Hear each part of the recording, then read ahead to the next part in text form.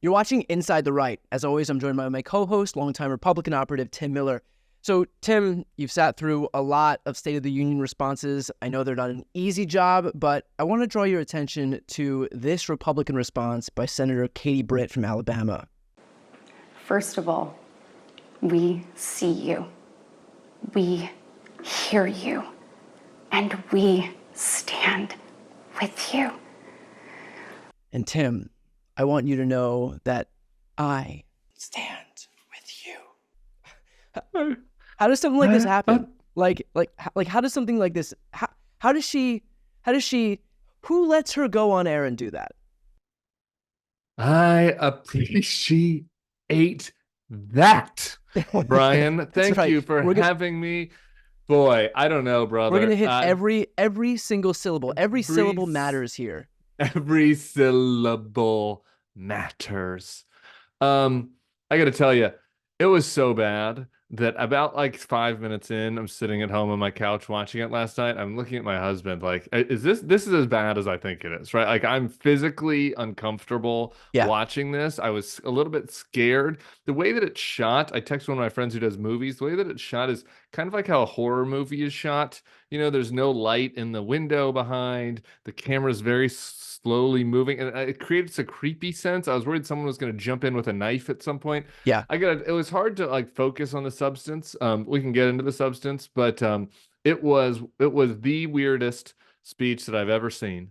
And I've been to several Turning Point USA conferences and many more than several CPACs, so I've seen some weird speeches. And as far as the State of the Union, just to kind of level set myself, you know, before we get on to discuss this, I went back and rewatched. So the two famously bad ones on the Republican side, at least, were both when I was at the Republican National Committee. Bobby Jindal, Louisiana governor at the time, responding to Obama, and then Marco Rubio, senator, responding to Obama. And that one, he famously like grabs the water bottle because he's thirsty. I went and rewatched both of those.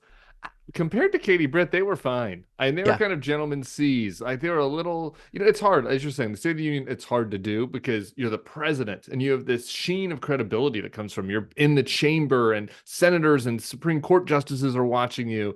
And then you cut to somebody that's usually in kind of a quiet room. And it's hard to match, right? The tone and the gravitas and the energy. But like, you can just kind of do a single, not to do a baseball, kind of analogy here. Like you can just give a normal speech and it's fine. Nobody's going to remember. When you try to do what Katie Britt did, which is execute this very dramatic, very staged, choreographed speech in a kitchen. Why is she in a kitchen? I don't know. She's a senator, right? She's like trying to do this mom thing. And so it is just this overt attempt to try to deal with the fact that it is a hard job to do this response, and she just utterly fails in a way, and so spectacularly that it is like far beyond the fail of past failures. And so now I think Katie Britt will have this forever. Every State of the Union address, anytime jokers like us are coming on to talk about it, you know, that will be the bar. They'll be like, well, at least they didn't do the creepy whisper voice in the kitchen. You know, what was weird, I think, especially, is that I think with the background, they were trying to go for like a regular, normal American house. But then the dichotomy of that with just like an affect that was so not normal, like, you didn't have to do much. Like, she was trying so hard to do something that wasn't anything that was like matching her environment. Like, all you do is just, if you're going for the I'm in my kitchen, I'm a regular mom thing, just talk, just like be a normal human being. But there was such like a glaring lack of like authenticity, but also just regular humanity that didn't seem to shine through. And somewhere along the line, they seem to have like lost that. And you have Joe Biden, who is as regular a guy as you can get. I mean, he's up there in a chamber of like mostly millionaires talking about the detrimental impacts of junk fees and bank charges and shrinkflation, where your Snickers bar isn't as big as it used to be, like just regular stuff. And somewhere along the line, it really does seem to have flipped. Yeah, just talk is really key. And this is what I think why they picked her. That I've heard Katie Britt talk. I have my complaints about Katie Britt, but she's a regular. We're all about the same age. Like she's a young senator, right? And she can speak like a normal human. This is not this little performance that she did. This kind of like high school musical audition thing that she did is not her normal voice, right? And so It landed in this. Are you familiar with the concept, the uncanny valley? It's like when you create an AI that's like that's not quite robot, not quite human, and so it Yeah. makes you uncomfortable. She had Yeah. like kind of that vibe Yeah. going for it. It was very like jarring, disorienting to watch. And so I guess I would say this. I could see a theory where you try to do the, hey, we're going to do a response from a family home in a kitchen, and the president's going to speak about this highfalutin stuff, and then I'm going to respond and be like, hey, inflation's up, grocery bills are too high. I know what it's like to do. You could imagine a politician pulling that off, but even still, I just think for a woman, putting a woman saying, okay, the Republicans who already have issues with women, issues with women on policy issues when it comes to bodily autonomy, issues with kind of misogyny, with having the presidential candidate that likes to grab women by the pussy, and admittedly, right, like, do you want to go with the stereotype of, oh, okay, we're going to make our respondent be a woman, and we're going to have her be a trad wife sitting in a kitchen? That whole Yeah. thing, I don't understand that choice, right? I don't understand how they think that could have really worked out for them. And so like her performance was bad, that they set her up to fail to be in that situation. Like I don't know if you saw the talking points leaked beforehand, before the speech, and like she'd sent some talking points out to some allies, and they're like, after the speech, I want you to send out tweets. It's like, Katie Britt is going to be America's mom. It's like, why are you trying to be America's mom? The whole, they set her up for failure by creating this goal that was totally wrong. Yeah. Just be a senator, just be a woman, be a girl boss, whatever. You know what I mean? Yeah. Like, be a woman in a fucking power suit that goes out there and just says, hey, Joe Biden's made this mistake, and I think that, I'm concerned about inflation, I'm concerned about the border. That would have been fine. What they did instead was just a catastrophe. Yeah, I mean, it's this weird continuation of today's Republican Party, like thrusting how they believe a family should be onto everybody else. Like, we don't need your moms. Like, we're all good. Like, we have let us do our own family thing. And that's been we got a mom. We got a mom. Like, we got all our moms. Like, that's been a recurring problem here. And so I was going to ask, like, to what extent do you feel like they actually needed to find somebody who fit the bill, especially to assuage concerns about IVF? Yeah, well, I think the IVF thing came after they chose Katie Britt, and so in some ways that complicated it, because it happened in Alabama, where she is senator. But I do think they were intentionally. Look, Republicans are worried about women voters. They're getting crushed with women voters. There's a huge gender gap. But again, then what is the strategy there for having Katie Britt? And I think that what you saw, in my view, is, besides all the weird choreography, was a party that where the more normal on the scale, whatever you want to use them, the more normal candidates and consultants, the folks that I used to work with, they're still a little bit uncomfortable, uneasy. They don't know the right balance, right? Because Donald Trump is so unusual, and like his talking points are so off the deep end. He's just not a normal politician. Like, okay, and the way he talks is so strange. And yet it works for him, right?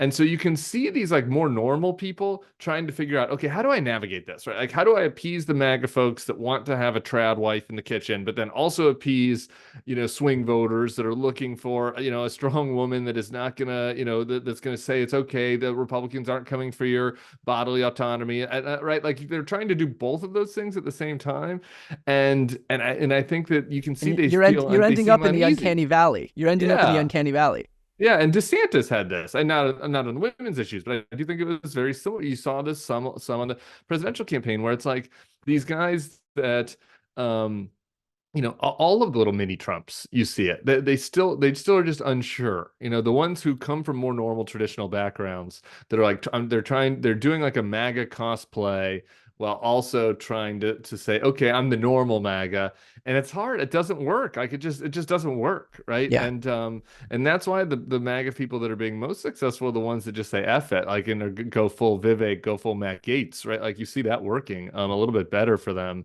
at least within the Republican Party. But then you start alienating swing voters, so they are kind of stuck between a rock and a hard place on this, and you can kind of watch it happening in real time during the Katie Britt speech.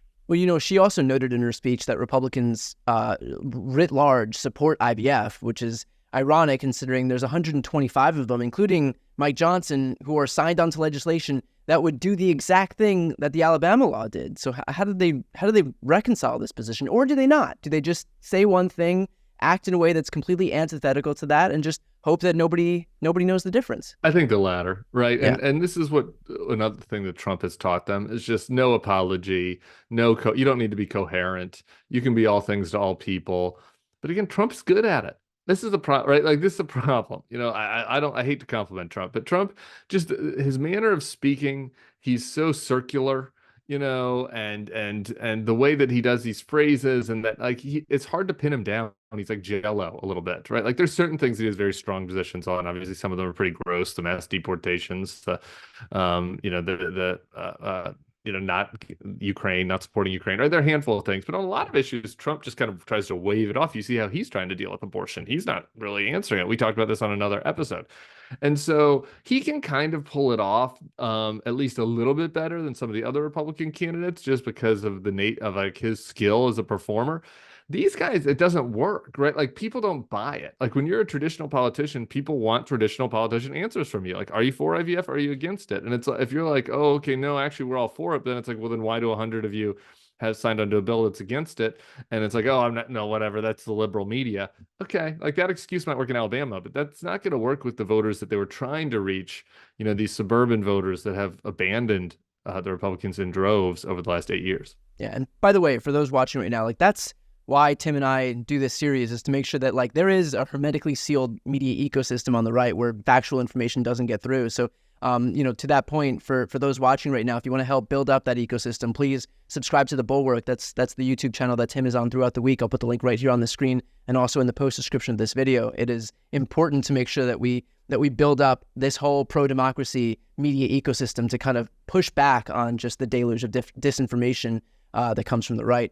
Tim, overall takeaway from Biden's State of the Union performance. I know that there were really high expectations. This is most likely going to be the biggest audience that he'll have between now and the election, barring any potential debate that may or may not happen. But he's coming into this with a big audience and with high expectations, especially amid the onslaught of attacks that he contends with on a daily basis from a Republican Party that likes to claim that he's in the throes of cognitive decline.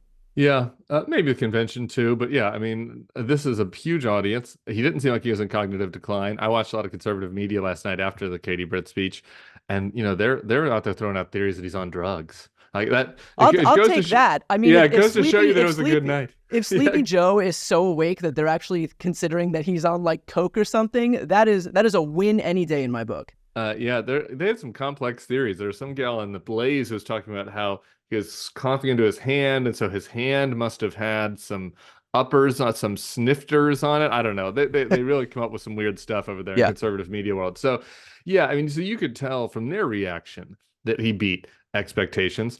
I thought the more interesting thing, rather than the vigor, was the degree to which they were intentionally trying to talk to the Nikki Haley voter and to my people, like the former Republican types. I mean, there was a little bit of trying to talk to the left. Of course, they did abortion. They talked about adding the being able to get the aid into Gaza, right, and how they're changing the policies on that. So there was some talking to the left, but man, there was a big focus at the top of the speech. We're going to talk about Ukraine. We're going to talk about attacking Putin. I will not bow down to Putin. That was a big subtweet at Trump, right? I will not bow down, Biden says. Then he quotes Reagan, right? Then you get into January 6th and talk about, the defense of democracy. Later in the speech, I think you start talking about NATO, some of these other issues. He mentioned increase in police funding, right?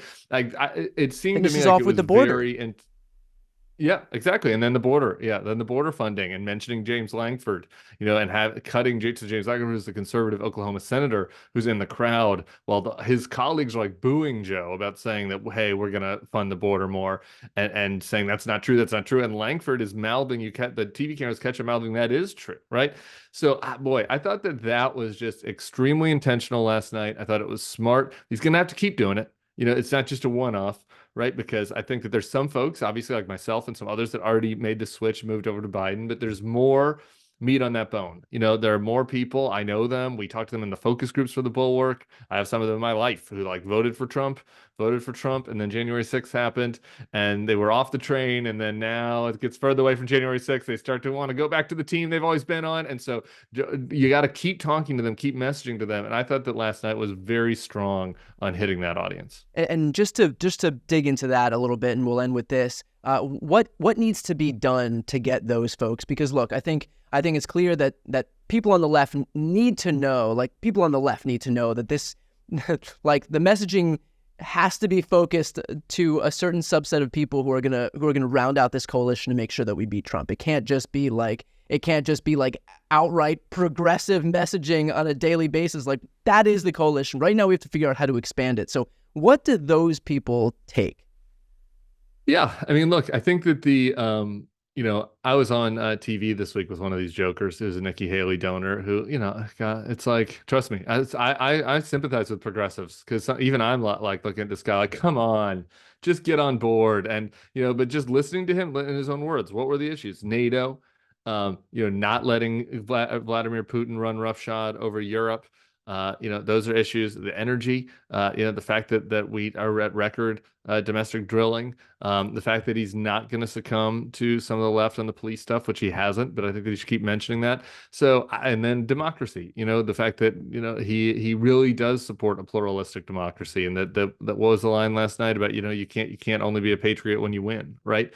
And so I think that if that issue set, getting out there and having Biden speak about it himself, but we're going to have to recruit, and this is something that some of my colleagues at the Bulwark are doing, going to have to recruit other people that have credibility with this audience, and so at the convention, he's going to have big Republican names, people that worked for him, people that worked in the administration, the Cassidy Hutchinsons of the world, the John Kellys coming out and saying, hey, this time, this guy, we can trust Biden, we can, Biden it's too risky to go with Trump. I think that kind of combination is what's going to work for Biden, but it has to be surround sound. It has to be consistent. All of these people, they're like, deep in their hearts, they're Republicans. And so, you know what I mean? And so you have to keep reminding them, keep nudging them. And I think it's doable. I think it's gettable. You saw it in these primaries, which we've been talking about. There is a subset of people, but that's why they're swing voters. You're going to have to work them over, and they're going to have some views that are a little bit not great. Well, look, there is nothing more conservative than actually conserving the democracy that we live in. So, Amen. Of course, you and I will continue talking about this. Again, for those watching right now, if you want to support this broader pro-democracy coalition that we're building, please subscribe to The Bulwark. Again, the link is on the screen. It's also in the post description of this video. I'm Brian Tyler Cohen. I'm Tim Miller. This is Inside the Right.